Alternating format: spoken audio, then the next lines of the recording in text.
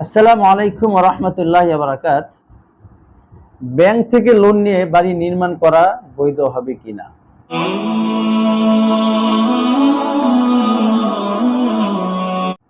এর উত্তর হলো, যার নিজের বসবাসের জন্য বাড়ি আছে এমন ব্যক্তির জন্য বিলাসবহুল বাড়ি হোক অথবা ভাড়া দিয়ে ইনকাম করবেন এরকম কোনো কারণে ব্যাংক থেকে লোন নিয়ে বাড়ি করা জায়েজ হবে না।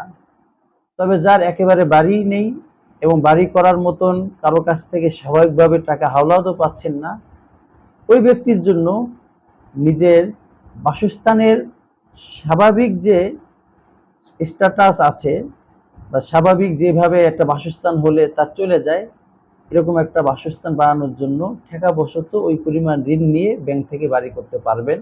এক কথায় বিলাসিতার জন্য অথবা একটা বাড়ি আছে তারপর একাধিক বাড়ি করার জন্য বা পোস্টপাসের জন্য এবং যতটুকু হলে হয় তার থেকেও বেশি বিলাসী বাড়ি করার জন্য ব্যাংক থেকে লোন নেওয়ার অবকাশ শরীয়তে দেয়নি।